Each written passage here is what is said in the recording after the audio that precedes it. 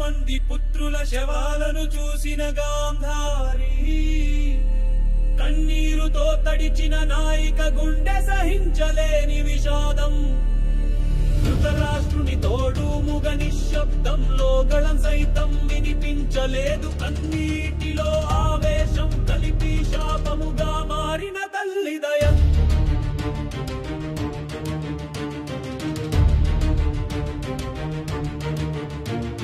కృష్ణుని ఎదుట నిలిచిన గాంధారి కాంతికి ఎదురు గంధర్వి. నీ చేతుల వారా వీరి నాశనం జరిగింది అని అన్నగాథ శాంతి దూతుడైన కాలాన్ని ఊహించని తాపత్రయం కృష్ణునికి. గాంధారి శాపం కాలమనే ద్వారాన్ని తెరిచిన శక్తి. నీవు నీ వంశాన్ని చూడు ఎలా చిందర పట్టిందో అని ఉగ్ర శాపం యాదవ వంశ నాశనానికి అక్షరాలుగా శిలాశాసనం. విజయాన్ని చూసిన గుండెను కోల్పోయిన తల్లి దుఃఖగాథ.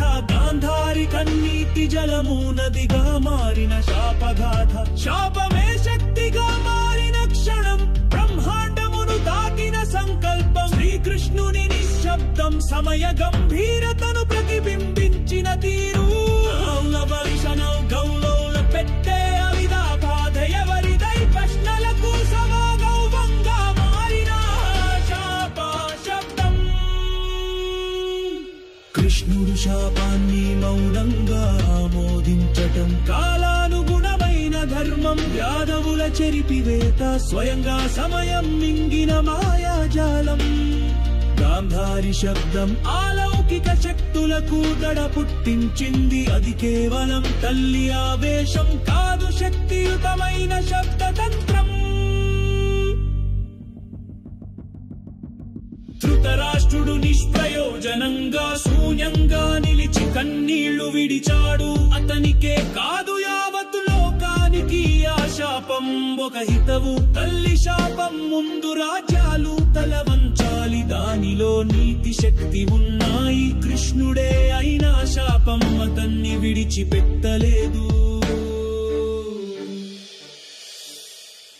గాంధారి శాపగాథ మానవతా చరిత్రలో ఓ మర్మ కవిత. తల్లిదైన బాధ సృష్టినే వణికించిన అద్భుత శక్తి.